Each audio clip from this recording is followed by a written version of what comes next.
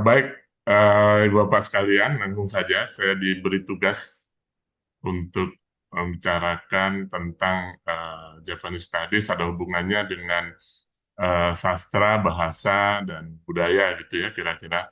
Saya akan memaparkan helikopter view-nya ya, bagaimana kita melihat Jepang ini. Sehingga nanti ketika kita meneliti Jepang, akan lebih mudah melihat tidak hanya secara parsial. Jadi saya akan melihat gambaran secara utuh, secara besar, sehingga nanti saya tidak akan masuk ke hal-hal yang lebih detail.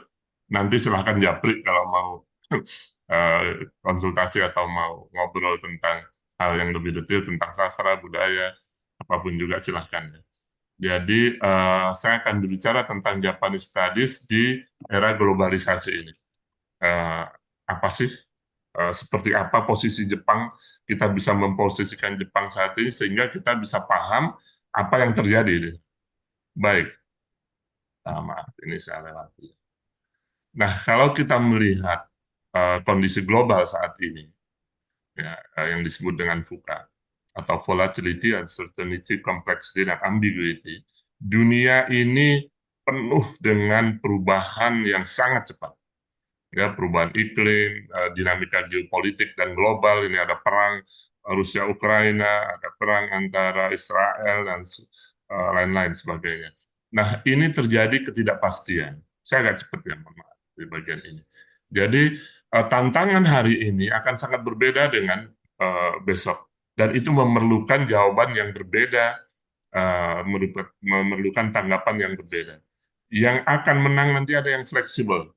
Ya, ini salah satu sukses factor di mana yang nanti paling fleksibel yang akan menang. Kita tahu bahwa Jepang pun sama, ketika terjadi perubahan dari masa feodal kemudian restorasi Meiji terjadi 1868, Jepang berubah demikian drastisnya. Demikian juga terjadi perang antara Jepang Rusia, Jepang China 1894, 1895, 1904, 1905, terjadi perubahan besar. Terjadi juga gempa bumi Kanto 1923 dan seterusnya. Kemudian Jepang dibom atom tahun 1945, terjadi perubahan yang sangat besar. Akan tetapi satu yang fleksibel itulah yang membawakan Jepang berhasil dalam bertahan ataupun hingga saat ini.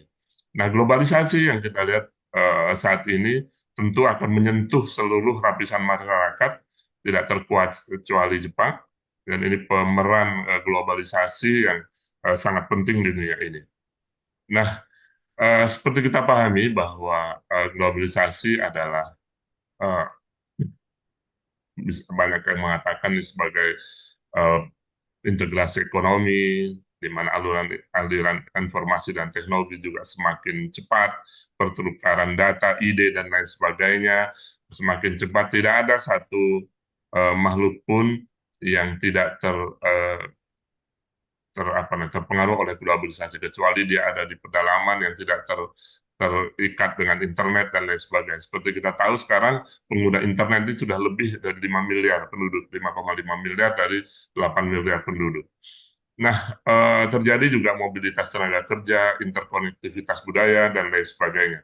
Sehingga apa yang kita lakukan di Denpasar, apa yang dilakukan di Jakarta, apa yang dilakukan di Afrika, kurang lebih mindsetnya sama. Orang-orang yang tersentuh oleh internet dan lain sebagainya, ada suatu pemikiran global. Ini kira-kira yang berpengaruh terhadap kita semua. Nah, saya akan masuk saja langsung ke tentang Jepang karena waktu kita sedikit. Seperti kita ketahui bahwa Jepang berada di East Asia atau Asia Timur, di mana di situ juga ada Korea Utara, Korea Selatan, ada China, ada Mongolia, Taiwan, Hong Kong, Macau, dan lain sebagainya. Nah, tentu posisi Jepang saat ini sangat berpengaruh. Ya, ketika kita berbicara tentang Jepang, bagaimana Jepang di belakangnya ada Amerika, kemudian dia berhadapan dengan China, dengan Korea Selatan, dengan Korea Utara, dan lain sebagainya. Persaingan ini muncul, persaingan ini tumbuh. Dan kemudian tentu saja ini akan berdampak terhadap pengelolaan negara, pengelolaan kebudayaan, pengelolaan soft power, dan lain sebagainya Jepang. Nah, kalau kita melihat infrastruktur, investasi infrastruktur yang dilakukan oleh Jepang dan China maupun Korea Selatan masih jauh lebih besar dari Jepang dibandingkan eh, kedua negara yang lain. Mungkin sama dengan China ditambahkan South Korea di Asia Tenggara, ya khususnya khusus itu. Tapi di balik persaingan itu, misalnya saja dalam masalah anime ya, kita menyentuh sedikit langsung ke permasalahan. Banyak sekali yang tidak suka Jepang, tidak suka Korea, tidak suka Jepang, dari Korea, dari China, dan sebagainya. Mereka punya suatu kesamaan, sama-sama suka culture budaya populer Jepang misalnya ya.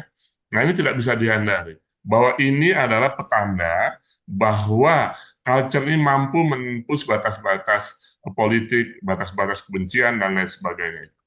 Nah, Eh, kalau kita saksikan bahwa dalam konteks sejarah Jepang di awal masa tadi periode Edo namanya atau Tokugawa 1603 1868, Shogunan Tokugawa inilah yang berkuasa, di mana stratifikasi sosial hidup di sana. Shinokoso namanya, shi itu bushi atau samurai, no itu noming atau kaum petani, ko itu koshakuin atau pengrajin, dan sho itu shonin para pedagang. Jadi dibuat struktur strata sosial di mana bushi adalah di tempat tertinggi karena dia adalah yang penguasa saat itu. Yang lainnya adalah membantu mereka. Noming itu karena kenapa diletakkan di posisi kedua, karena mereka adalah yang kalau tidak makan para busi ini meninggal dan seterusnya. Kemudian mereka menerapkan politik isolasi yang disebut dengan sakoku, menutup diri dari pengaruh asing, hanya di ini yang namanya Pulau Dejima ya, di atas kanan itu. Ini pulaunya kecil sekali ya, lebih kecil mungkin dari bandara Denpasar ya, lebih jauh lebih kecil. Di situ hanya diperkenalkan orang-orang Eropa ini untuk berdagang di sana. Ya tidak boleh nyebrang di sini, ada jembatan ini yang menghubungkan ini.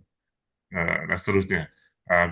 Dan di sinilah nanti terjadi perdagangan, termasuk hasil bumi dari Indonesia dijual di situ oleh VOC, kemudian terjadi transaksi.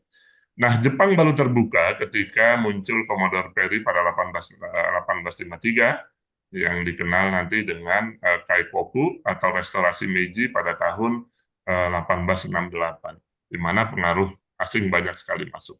Jadi dengan semboyan Jepang Fukoku Kyohei atau negara kuat, Fukoku negara kuat, Kyohei militer kuat, negara kaya, Jepang mulai membangun mengejar ketinggalannya dari bangsa asing. Dia seperti negara orang yang baru bangun tidur, ketika tersadar dia tahu bahwa negaranya tertinggal dari bangsa Barat. Makanya dia mengejar Barat dengan cara apa? Dengan cara Barat.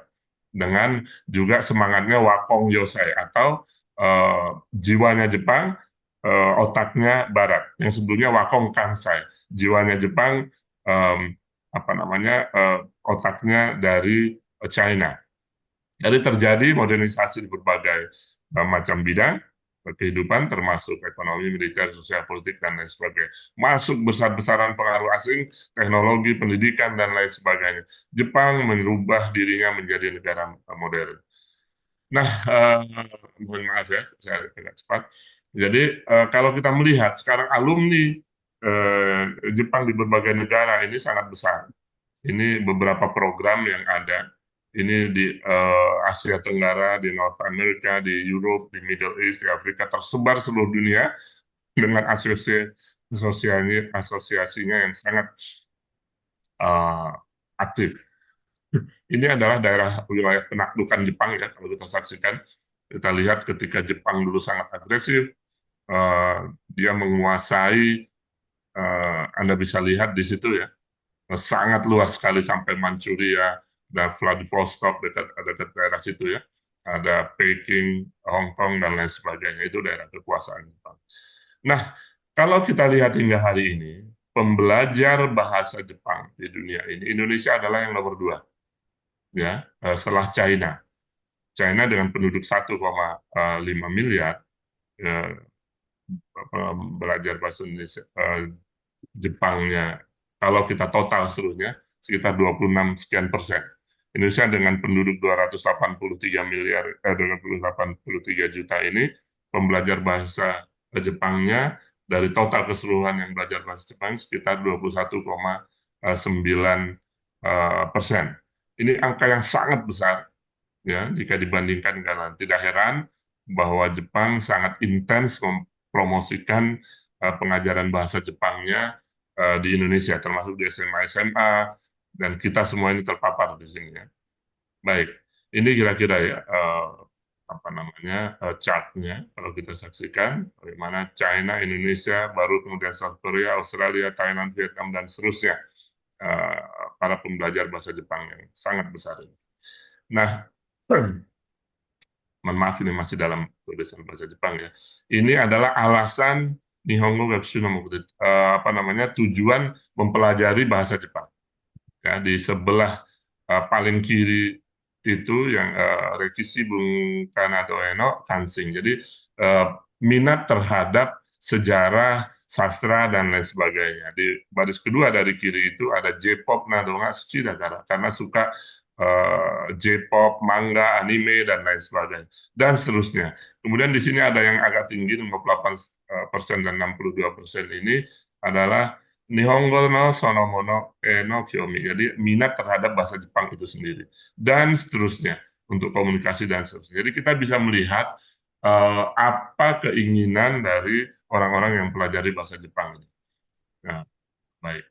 Nah, kalau kita melihat lagi ya ke hal yang lebih luas, baru nanti saya akan masuk ke Japanese Studies-nya, biar kita punya mindset yang sama ketika kita melihat Jepang ini makhluk apa sih gitu ya, seperti apa pengaruhnya, seperti apa soft power-nya, sehingga kita semua menjadi suka, kita semua menjadi terpengaruh dengan apa yang terjadi di Jepang. Kita melihat top 10 best-selling car brands di dunia ini. Yang pertama Ford, kemudian Chevrolet, Toyota. Kalau Toyota ini digabung dengan Toyota, Honda, Nissan jauh lebih panjang dibandingkan Ford, Chevrolet dan sebagainya. Di bawah masih ada Subaru, Subaru juga Jepang ya. Nanti ada merek Suzuki dan lain sebagainya. Jadi pengaruh Jepang di salah satu brand saja ya, seperti otomotif ini sangat besar ya sehingga kita bisa melihat bagaimana soft power Jepang ini, pengaruh Jepang, pengaruh diplomasi Jepang ini berhasil menembus batas-batas negara. Ya, sama dengan ini juga ya dari tahun 2000 sampai 2001 pertumbuhan industrinya seperti itu jumlahnya. Kalau kita lihat di situ Toyota nomor 3 ya, akan tetapi di bawahnya masih ada Suzuki, masih ada Nissan, Mazda dan lain sebagainya. Kalau itu ditambahkan ke kanan, di Toyota itu jauh lebih besar dibandingkan yang ada di negara-negara lain. Ini untuk salesnya. Toyota, kalau kita lihat ini ada di berbagai macam negara, di berbagai negara pabriknya, ya nomor 2 ya dari market valuation-nya. Saya agak cepat ya. Nah, kalau kita melihat globalisasi saat ini, bahwa satu produk tidak mungkin dikerjakan oleh hanya satu negara. Kita melihat di sini adalah figur dari salah satu pabrikan mobil internasional ya. Di sini Volvo S40 ya, yang di luar. Kalau kita melihat di sini, di situ banyak sekali komponennya yang dibuat di Jepang juga. Ada screen-nya dari Yazaki Japan, amplifier-nya dari Alpan. Inilah namanya uh, globalisasi ya, di mana semuanya saling tergantung, saling terikat, saling mempengaruhi, kemudian saling menguntungkan sedapat mungkin. Akan tetapi bagaimanapun juga tentu yang dominan adalah yang economically lebih unggul dari yang satu. Kalau kita melihat globalisasi juga terkait dengan industri animasi, Jepang ini cukup mendominasi dunia. Ya, walaupun sekarang muncul juga dari China, dari Amerika dan Eropa, kan, tetapi pengaruh Jepang ini tidak bisa dinafikan, sangat besar. Inilah keberhasilan soft power Jepang yang didukung, dirancang dengan strategi kebudayaan yang sangat canggih. Ini anime ya, bagaimana kontrak ini dengan berbagai negara, ya kita bisa melihat bagaimana bahwa animasi saja ini menyumbangkan GDP yang cukup besar terhadap Jepang. Ini perbandingan antara Kokunai Kage apa namanya pemasaran di internal Jepang dan juga di luar Jepang. Yang atas ini di internal Jepang di bawah.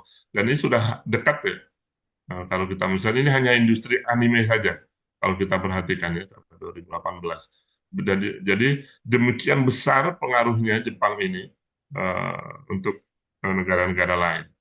Jadi kita melihat saja di Tokyo ini ada sekitar 500-an lebih studio eh, animasi, 542 tepatnya beberapa tahun yang lalu, dari sejumlah 622. Ini suatu hal yang sangat besar, di mana di situ juga mungkin rekan-rekan mahasiswa hafal ya, dengan ada Ghibli dan lain sebagainya produksinya. Nah, eh, kalau kita melihat kontraknya, ya di sini number of anime kontrak yang paling besar Amerika, South Korea, Taiwan dan lain sebagainya. Ini hanya saya mengungkapkan salah satu contoh saja ya, bagaimana pengaruh dari produk populer Jepang, budaya populer Jepang ini menyebar luas ke berbagai negara. Nah, ini adalah negara-negara yang belajar bahasa Jepang. Yang biru-biru ini adalah bahasa Jepang. Di Australia, kemudian di Kanada, Amerika, dan lain sebagainya, yang dominan mereka belajar bahasa Jepang dan negara lain. Kita lihat pengaruh yang sangat besar ini terhadap eh, di berbagai negara. Ya, bagaimana Jepang ini masuk ke Amerika Utara, ya, seperti Amerika, kemudian Kanada, dan lain sebagainya. Selain di beberapa negara Afrika, termasuk Indonesia dan lain sebagainya. Nah, ini pun adalah bagaimana budaya Jepang, kita mengambil saja budaya tradisionalnya, budaya populernya, juga menyentuh di berbagai negara. Itu warna-warna itu adalah warna-warna animasi anime yang disukai di negara tersebut. Misalnya yang agak orange ini adalah Naruto, kemudian yang kuning ini adalah Pokemon, kemudian Attack on Titan dan lain sebagainya. Jadi kita bisa melihat pengaruh ini sangat besar. Ini juga ya, yang kuning ini Pokemon, kemudian Attack on Titan di bawahnya yang warna ini, dan seterusnya. Yang merah itu ada Naruto dan lain sebagainya. Jadi gambaran tentang bagaimana mereka masuk ke berbagai negara dengan strategi yang sangat luar biasa, ini yang tentunya kita harus belajar banyak. Apalagi sebentar lagi kita mempunyai Kementerian Kebudayaan ya, bagaimana kita bisa uh, nanti berperan untuk juga mengangkat soft power kita ke tataran internasional. Nah, ini misalnya ya hubungan Jepang dengan Korea. Kalau Korea mempersepsikan Jepang itu yang atas itu ya, sampai 2002. Jadi persepsinya lebih negatif daripada positif ya. Kemudian yang bawahnya ada Jepang mempersepsikan Korea. Jadi hal-hal seperti ini ya itu yang negatif itu yang biru ya. Kemudian yang positif itu adalah yang kuning atau orange di situ ya kuning. Nah kalau kita melihat seperti ini, Jepang mungkin mempersepsikan Korea lebih positif dibandingkan dengan Korea mempersepsikan Jepang. Itu ya. Akan tetapi yang tadi pop culture itu bisa menembus batas-batas ini. Ya. Kenapa? Karena ini ada satu agensi for cultural affairs atau government ini atau Bung Kaco yang membuat perencanaan strategi mereka baik ke dalam untuk perlindungan budaya maupun untuk keluar untuk diplomasi budaya. Jadi mereka inilah yang mengatur semua ini. Jadi kita menyebutnya soft power, ya kekuatan lunak. Di Jepang lebih menggunakan itu dibanding seperti masa-masa yang lalu dia menggunakan hard power. Jadi ada hard power, kata Nae ya, hard power, soft power, kemudian ada economic power. Nah, Jepang menggunakan soft power ini dengan sangat baiknya, di mana di situ kalau kita sangat mengenal dengan Cool Japan ya, ini di bawah MOFA ya, Ministry of Foreign Affairs atau Kementerian Luar Negeri Jepang, di mana pemerintah benar-benar membuat suatu strategi secara sistematis, termasuk pengajaran bahasa di luar Jepang, sehingga soft power ini bisa berjalan dengan baik. Nah, Cool Japan ini sudah lama sebenarnya ya, direncanakan dari tahun 2002 dan seterusnya. Hingga saat ini kita bisa menikmati soft power Jepang seperti ini. Yang kita, Jepang tidak lagi perlu repot-repot, kita sudah sering mengadakan sendiri acara untuk apa namanya membesarkan ini justru ya, membesarkan soft power Jepang ini. Jadi itu tadi ya saya katakan bahwa power atau kuasa ini memiliki beberapa komponen, hard power, economic power, dan soft power. Jadi power ini artinya kemampuan seseorang atau satu negara untuk mempengaruhi pihak lain agar dia mau melakukan apa yang diinginkan oleh uh, orang tersebut. Jadi kalau kita saksikan ya, apa namanya, lihat data bahwa mahasiswa asing yang belajar di Jepang pun dari tahun 1990 100 ribuan, di tahun 2020 sudah mencapai 300 lebih, 300 ribu lebih. Ya, Anda bayangkan bagaimana alumninya ketika kembali ke negaranya. Tentu ini akan mempengaruhi mindset mereka. Ya, jadi ini menunjukkan pengakuan bahwa Jepang ini adalah sangat berperan di tataran global. Nah, sekarang kita masuk ke penelitian Kejepangan. Nah, berdasarkan data Scopus, jumlah artikel penelitian Kejepangan yang diterbitkan secara internasional meningkat dengan pesat. Tahun 90, sekitar 10.000, meningkat menjadi sekitar 40.000 di tahun 2010. Dalam 2 dekade, menjadi 4 kali lipat. Dan meningkat lagi dalam 10 tahun berikutnya menjadi 80.000 dan seterusnya. Kita melihat bahwa ini adalah minat dan pengakuan terhadap Jepang, gitu ya. Nah, kenapa berkembang pesat? Salah satunya adalah perkembangan hubungan bilateral antara Jepang dengan negara-negara lain, hubungan perdagangan dan lain sebagainya, budaya, kemudian perkembangan teknologi, ya, yang juga sangat pesat. Kemudian perkembangan minat terhadap budaya Jepang ini semakin meningkat ya, seperti anime, manga, video game, dan seterusnya. Nah, tren dari penelitian Kejepangan ini, misalnya saja di bidang bahasa Jepang modern dan linguistik komputasional, ini sangat meningkat pesat di ranah internasional, karena pembelajar bahasa Jepang ini masih cukup tinggi, penelitian linguistik Jepang ini masih terus berlangsung, dan beberapa ranah baru misalnya ini, bahasa Jepang dalam media digital, analisis bahasa Jepang di media seperti Twitter, TikTok, dan lain sebagainya. Ya, penggunaan tentang bahasa informal, slang, dan kemudian kajian sastra kontemporer dan sastra populer. Ini misalnya saya tentang manga, otaku, dan lain sebagainya, novel-novel ringan. Lebih sedikit sekarang misalnya yang membahas novel-novel serius, misalnya di era Meiji, seperti Natsume Soseki, Moriogai, dan lain sebagainya. Saya dulu meneliti Moriogai, Soseki, kemudian Tabatisme, dan lain sebagainya. Kemudian literatur kontemporer ya, ini tentang karya penulis Jepang modern seperti Murakami Haruki, Murata Sayaka, dan juga Ogawa Yoko. Ini masih banyak diteliti. Tema-temanya kritik terhadap globalisme, tentang gender, seksualitas, dan lain sebagainya. Kemudian hubungan sastra dengan media ini banyak juga diteliti di bidang sastraan, di mana peneliti juga mengkaji adaptasi sastra Jepang ke dalam format film atau video game dan lain sebagainya. Jadi kita melihat perkembangan yang demikian besarnya, demikian dahsyatnya, penelitian tidak lagi yang bersifat konvensional, akan tetapi merambah ranah yang menjadi sangat menarik. Nah, kemudian kalau kita melihat kajian gender dan seksualitas juga banyak sekali meningkat, di mana di situ mencakup studi tentang peran gender dalam tradisi dan modernitas, misalnya dalam sastra, film, budaya pop, anime, dan otome games, dan lain sebagainya. Begitu juga penelitian tentang feminisme dan juga LGBTQ+. Juga ini banyak sekali, baik itu dari anime maupun dari video game, ataupun dari media-media lain, juga dari karya sastra. Ya. Kemudian kajian intercultural dan diaspora Jepang ini juga masih menjadi penelitian yang sangat menarik, yang banyak sekarang dinikmati, termasuk pertukaran budaya dan internalisasi dan lain sebagainya. Nah, kalau kita melihat penelitian lain, misalnya tentang tradisi budaya lokal juga masih mendominasi, masih cukup banyak ya, seperti ikebana, upacara minum teh, dan lain sebagainya. Juga terkait dengan sejarah Jepang kuno, masih ada juga ya. Misalnya di zaman Meiji atau sebelumnya Edo, sebelumnya Heian, dan lain sebagainya, masih ada.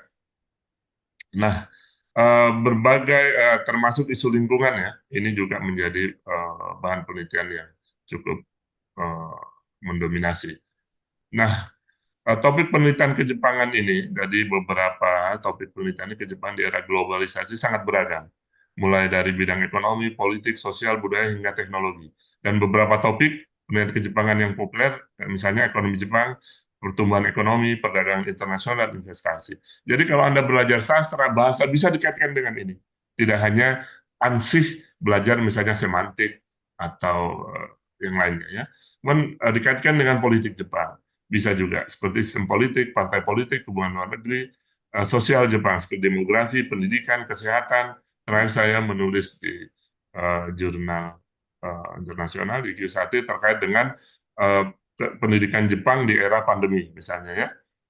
Kemudian tentang budaya Jepang seperti bahasa, seni, agama, pop culture dan lain sebagainya ini sangat mendominasi saat ini. Termasuk di yang lain adalah tentang teknologi Jepang, robotika, cerdasan buatan dan juga electric vehicle. Nah, apa manfaatnya?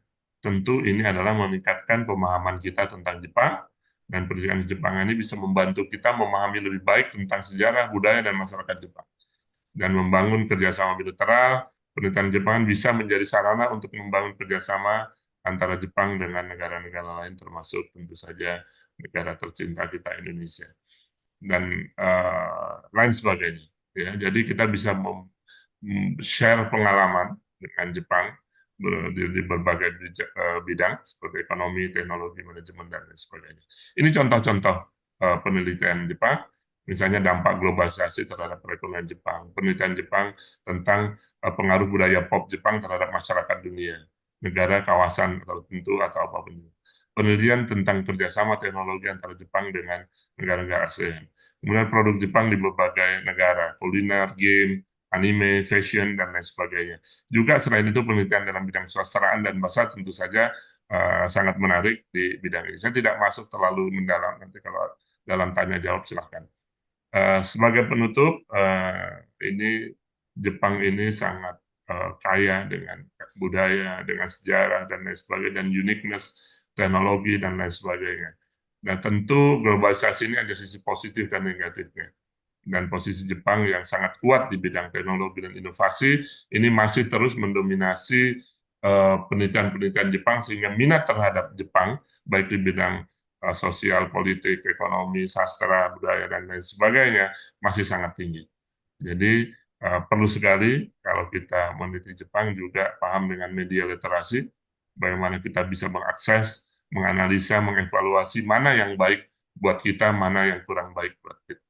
Jadi critical thinking dan media literasi ini selalu saya tekankan ketika saya mengajar mahasiswa-mahasiswa saya, agar kita mempunyai pemikiran kritis sehingga tidak dikooptasi, tidak didominasi oleh pemikiran-pemikiran yang tidak sesuai dengan apa yang kita inginkan. Penutup, penelitian kejepangan akan terus berkembang seiring dengan perkembangan hubungan bilateral antara Jepang dengan negara-negara lain, termasuk Indonesia, perkembangan teknologi, dan peningkatan minat terhadap budaya Jepang. Dengan data-data tersebut, dapat simpulkan bahwa penelitian kejepangan di era globalisasi akan terus berkembang dan menjadi bidang penelitian yang penting. Dan terima kasih atas sudah mendengarkan. Silahkan kalau ada yang ingin kita diskusikan. Saya tutup sesi. Baik, terima kasih Prof. Jadi paparan dari Prof tadi adalah tentang Japanese Studies in Globalization Era. Jadi sangat menarik sekali materi yang sudah disampaikan. Ada beberapa poin penting yang telah disampaikan oleh Prof. Bambang tadi. Dan untuk Bapak, Ibu, serta para peserta seminar, jika ada pertanyaan tentang isi dari materi Prof. Bambang tadi, silakan bisa memanfaatkan fitur raise hand ataupun mengetik pertanyaan di kolom chat. Jadi saya akan buka sesi tanya jawab. Silakan bisa menggunakan fitur raise hand ataupun mengetik pertanyaan di kolom chat.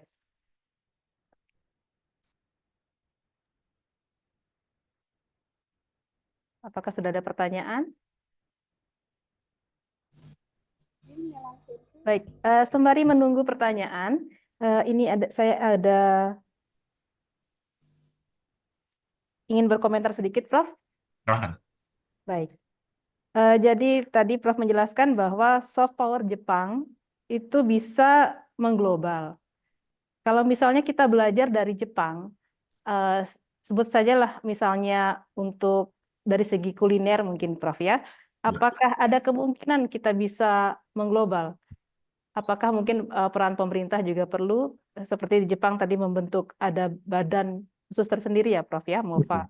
Apakah kita bisa mencapai apa namanya posisi di mana Jepang sekarang? Ya. Menurut Baik, Prof? langsung saya jawab ya. Jadi ini adalah memerlukan strategi kebudayaan yang sangat eh, komprehensif ya.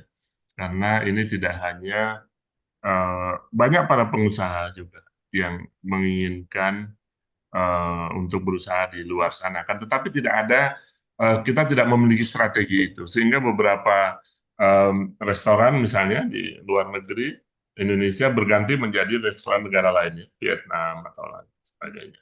Nah, beberapa negara termasuk misalnya yang paling dekat saja Thailand, mereka punya strategi dan Vietnam ya. Ada insentif untuk hal-hal tersebut. Orang-orang yang ingin berusaha di luar negeri, mereka mendapatkan insentif misalnya saja bunga pinjaman yang rendah, fasilitasi dari pemerintah dan lain sebagainya. Jadi sangat tergantung dengan berbagai macam hal ini. Kalau kita perhatikan pembelajar bahasa Indonesia di luar negeri ini semakin berkurang, termasuk di Australia. Nah, artinya apa? Bahwa ini dianggap tidak lagi menjadi sesuatu yang urgent, sesuatu yang penting, sesuatu yang apa namanya, yang signifikan pengaruhnya gitu ya. Sehingga udah tutup aja ya. Begitu juga dengan misalnya di Leiden University di Belanda, kajian Indonesia sudah ditutup. Ya masih ada beberapa artefaknya, sekarang banyak yang dikembalikan ya, dari Belanda.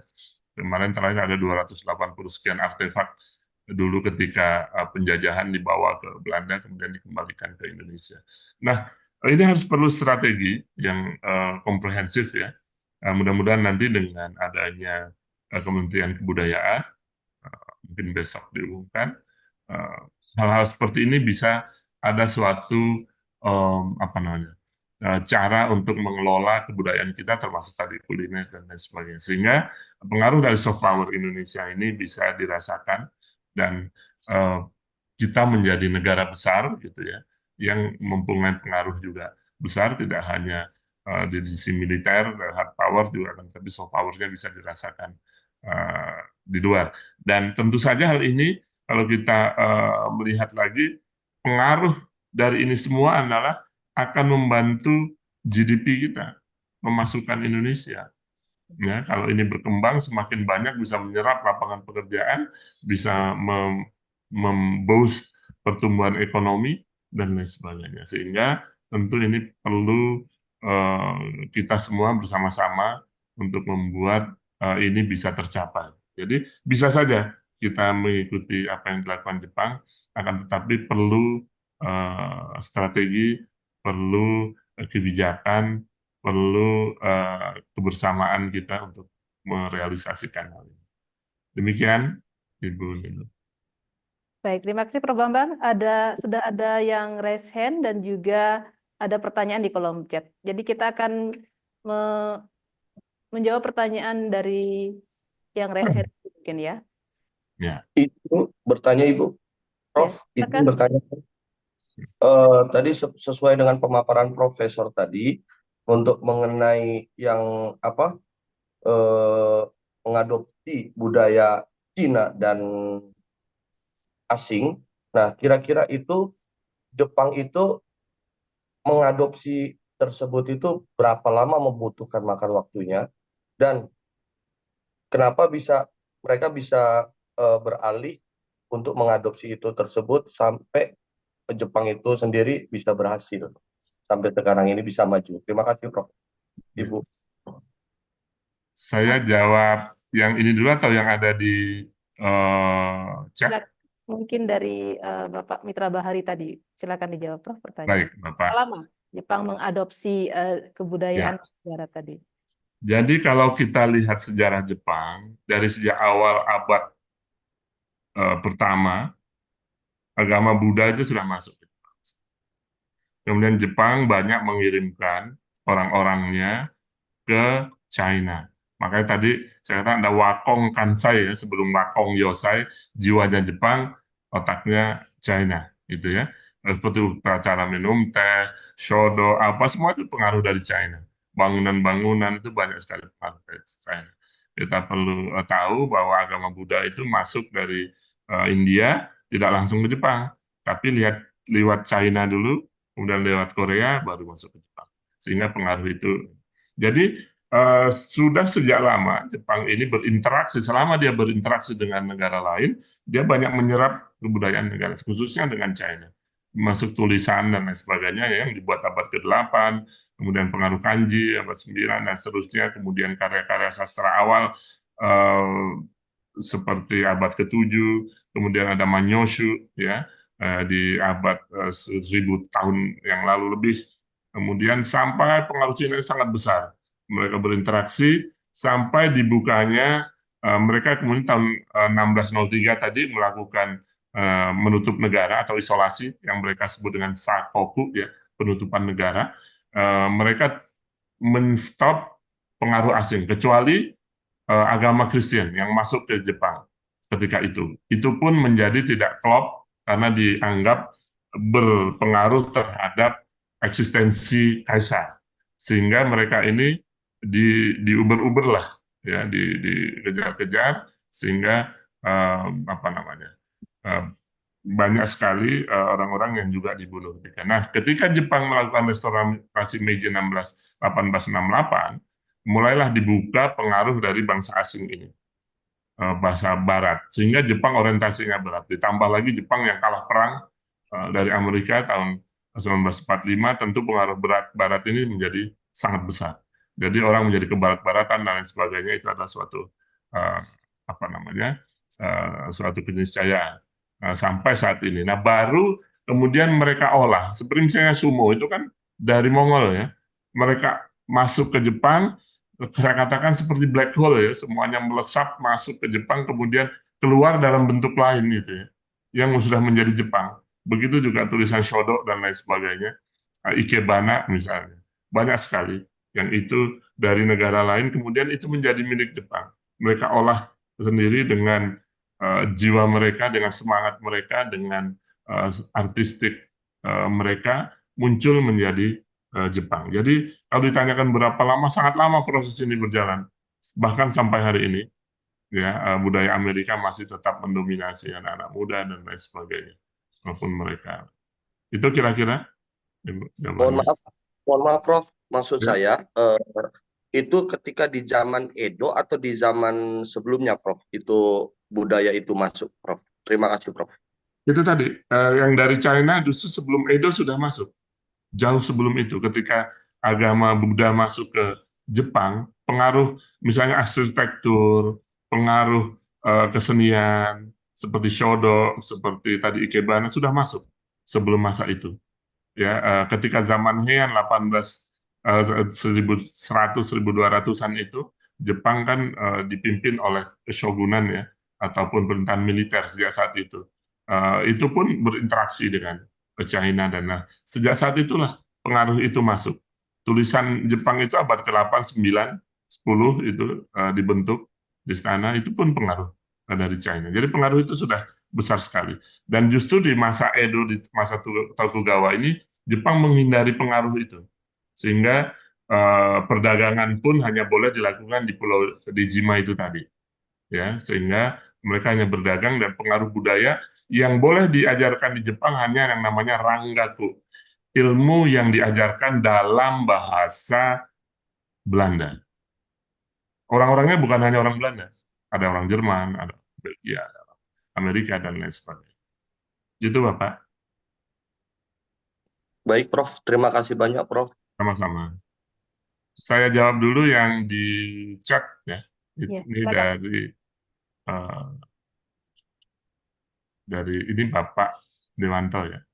Sriwijaya Putra Surabaya izin bertanya apakah ada hal yang lebih identik dari budaya Jepang sehingga negara-negara lain ingin dan cepat menyerap budaya Jepang sehingga masyarakat cepat menerima budaya tersebut. Tadi ini bisa dapat dilihat dari budaya yang masuk ke negara ini seperti film Pokemon, apakah strategi yang digunakan Jepang. Ya, jadi ini suatu kesatuan yang utuh ya.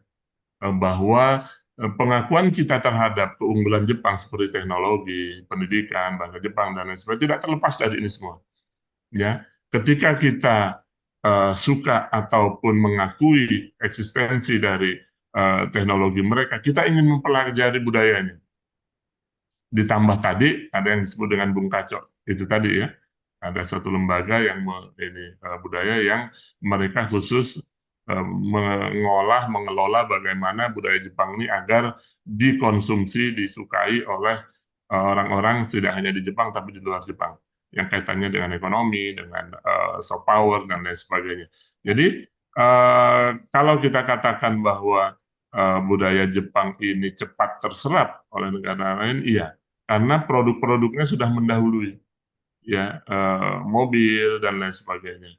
Kalau kita lihat tadi Toyota, sengaja saya gambarkan di beberapa negara pabriknya, artinya adalah di situ laku, mereka eksis dan terjual. Itu artinya apa? Bahwa produk Jepang ini diakui keunggulannya, sehingga orang ingin mempelajari budayanya, ingin mempelajari ya animasi, ya berbagai macam hal tentang itu. Atau kita lihat sekarang Jepang ini over seperti Bali mungkin ya, mungkin lebih dari Bali, over tourism, sangat over tourism di semua lini penuh semua.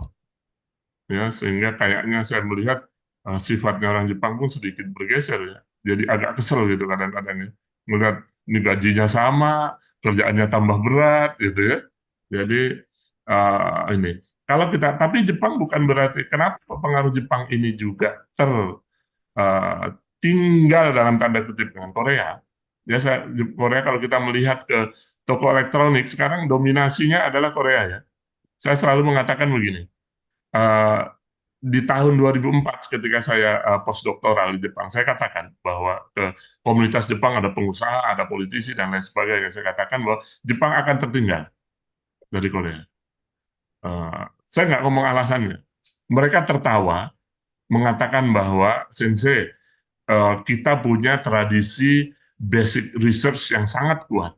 Negara-negara lain itu belajar ke kita. Itu nyatanya orang-orang pada dari Korea banyak, dari China banyak belajar ke kita. Dia bilang. Kemudian terjadilah saya ke Jepang lagi, dan ketika tahun 2018 saya diundang di forum yang hampir sama, dan orang yang hadir juga banyak yang masih sama, mereka bertanya, dia bilang, Sensei benar ya? Dia bilang, sekarang kalau kita lihat produk Jepang sangat sedikit di negara lain. Kenapa dulu kok bisa ngomong seperti itu? Katanya. Terus saya jawab, itu culture. Jadi di Jepang itu kalau kita, Ibu Bapak sekalian, kalau Anda rapat misalnya mau produksi apa handphone lah gitu ya, mau produksi handphone ini, jadi rapat. Nah rapat kemudian ada yang setuju, ada yang tidak.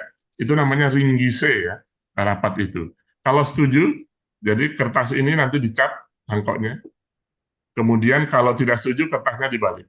Jadi cap yang terbalik. Setelah itu mereka nemawashi. Nemawashi artinya mereka mendekati secara personal, negosiasi. Udah deh, kamu terima deh. Kenapa sih kok nggak terima, kok nggak setuju dengan ini? Nah, saya katakan ketika Anda nemawashi belum memproduksi itu, di Korea sudah memproduksi. Ya. Nah, ketika Anda setuju untuk memproduksi di Jepang, di Korea sudah versi 2, versi 3. Ya, ini speed. Kemudian saya katakan lagi, sementara itu di Cina belum sempat rapat, sudah produksi saya bilang. Ya, kalau ada masalah baru rapat, baru dirapatin. Ya, sementara kami di Indonesia rapat terus nggak produksi-produksi. Ya, kita di sini ya terus rapat aja ya, kita nggak produksi. Nah, ini culture, saya bilang. Anda kalau tidak merubah ini pasti akan tertinggal. Jadi culture itu ada yang baik, ada juga yang bisa menghambat hal seperti ini.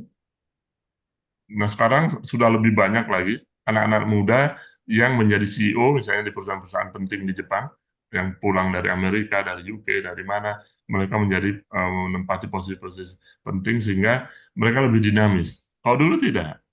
Ya, kalau Anda datang ke suatu perusahaan, ketemu bosnya tua-tua gitu, dan sangat konservatif. Tapi sekarang banyak sekali berubah. Jadi faktor-faktor inilah yang ikut mempengaruhi selain strategi mereka yang sangat sistematis untuk masuk ke negara lain. Itu kira-kira Pak Dewanto. Baik, Pak Dewan, Prof. apakah Ya, sudah matur suwun. jawaban Ampun, dari Bu. Pak?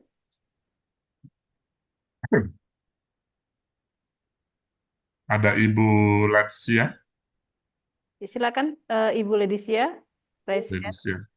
dengan pertanyaannya. Atas kesempatannya Ibu Moderator, izin Prof Silakan. bertanya.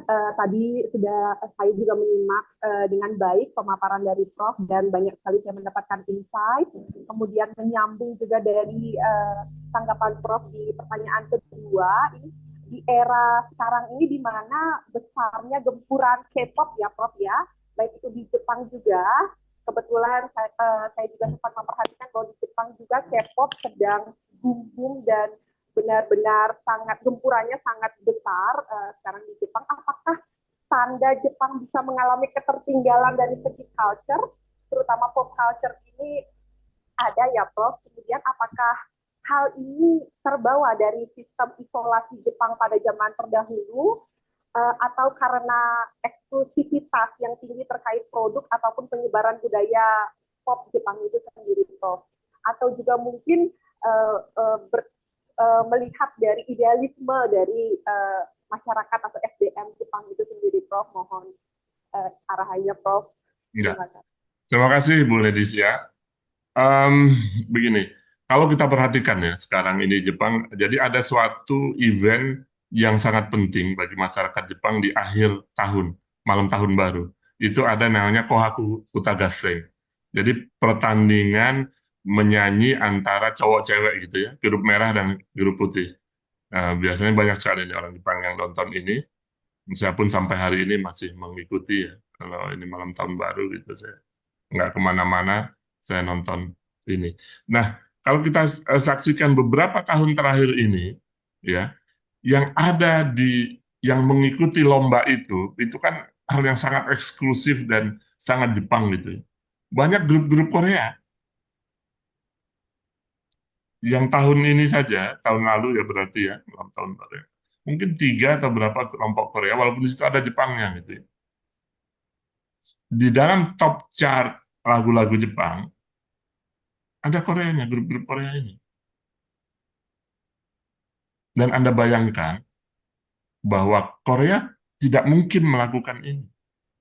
Korea ini, mohon maaf, dalam tanda kutip, memupuk kebencian itu terhadap Jepang, ya, untuk apa? Agar produknya, masyarakatnya tidak membeli produk Jepang. Kalau Anda lihat di Korea itu, nggak ada mobil Jepang. Yang ada ya Hyundai, Kia, dan lain sebagainya. Ini suatu strategi bagaimana membuat common enemy ini agar bisa dipergunakan untuk dimanfaatkan misalnya masalah ekonomi dan lain sebagainya. Nah, terkait dengan K-pop. Nah, ini tidak, yang satu itu masalah itu tadi. Yang kedua adalah dulu ketika J-pop ini jaya di tahun 90-an dan awal 2000-an, Korea banyak sekali belajar dari Jepang. Artis-artis Jepang banyak yang manggung di Korea, mereka meniru gerakannya, meniru caranya dan lain sebagainya. Tetapi belakangan terbalik, ya terbalik dalam artian Korea yang lebih mendominasi. Kemudian banyak kolaborasi antara Jepang dengan Korea dan seterusnya. Itu tadi Korea menggunakan teknologi yang lebih modern, dalam artian menggunakan digital untuk misalnya promosi, sosial media dan lain sebagainya. Nah, Jepang lebih eksklusif dengan hal ini, tadi dikatakan. Bahwa Jepang sangat strict dengan hak cipta. Sehingga ibu bapak sekalian, rekan-rekan semua, kalau mau download karya utuhnya Jepang dari misalnya YouTube, kan, sangat susah. Karena hak cipta ini. Dan kadang-kadang mereka batasi di lokal tertentu. Di misalnya Asia Tenggara, di negara ini, yang ini nggak boleh, ini nggak bisa, dan seterusnya. Nah, hal-hal seperti ini turut menghambat, ya, walaupun mungkin mulai muncul kesadaran terkait dengan hal tersebut. Begitu juga dengan drama, dengan kita lihat dominasi Korea ini karena Korea sangat terbuka, sangat luas dengan hal-hal itu. Sementara Jepang terus berkutat dengan uh, pendiriannya, dengan misalnya masalah haki, kekayaan intelektual, dan lain sebagainya. Jadi hal-hal ini semualah yang berpengaruh terhadap bagaimana produk dari budaya populer Jepang dan Korea ini dikonsumsi oleh negara lain. Selain Korea ini sangat gencar ya, sebenarnya mereka sudah menyiapkan ini sejak zaman presidennya Park Chung-hee ya, 1870-an. Tapi ketika itu mereka katakan tahun 2000-an mereka akan go internasional. Mereka persiapkan ini benar-benar dengan matang. Nah, sehingga muncullah seperti sekarang. Korea yang modern, yang nggak kelihatan lagi Koreanya gitu ya, nggak ada lagi selain bahasa Koreanya mungkin. Mereka menghilangkan identitas itu, menipiskan identitas Koreanya dengan tampil dengan hip hop, dengan berbagai macam hal itu, sehingga mereka mampu diterima, bisa diterima oleh berbagai kalangan masyarakat internasional. Itu kira-kira Ibu Leticia. Baik, Prof. Terima kasih banyak atas pencerahannya, Prof. Terima kasih. Baik, terima kasih Bapak Prof. Bambang Wibawarta. Mungkin ada banyak pertanyaan dari rekan-rekan dan juga peserta seminar hari ini, tetapi karena dibatasi oleh waktu, mohon maaf sekali. Jadi untuk sesi tanya jawab dengan Prof. Bambang Wibawarta, kami akhiri sampai di sini. Dan saya ingin menyimpulkan tadi pemaparan materi dari Prof. Bambang dengan tema Japanese Studies in Globalization Era, bahwa Jepang dengan soft power-nya berhasil mengglobal, dan salah satu efeknya mungkin adalah Indonesia menjadi negara pembelajar bahasa Jepang nomor 2 setelah Cina. Kemudian soft power yang dimiliki oleh Jepang bukan hanya 1 atau 2 tahun, tetapi pengembangan dan juga strategi dari pemerintah dengan membentuk kampanye School Japan untuk soft power Jepang. Dan penelitian tentang kejepangan juga masih sangat banyak bisa kita eksplor, termasuk di dalam budaya, kemudian kesusastraan dan juga sosial dan juga politik di Jepang. Baik, terima kasih Prof. Bambang Wibawarta karena pemaparan menarik dan juga membuka wawasan bagi kita semua. Selanjutnya izinkan kami panitia menyerahkan sertifikat secara online kepada Prof. Bambang. Untuk petugas kami persilakan. Terima kasih sangat terhormat bisa hadir di forum ini. Baik, sekali lagi terima kasih Prof. Mungkin nanti bisa kembali lagi ke Saraswati lagi.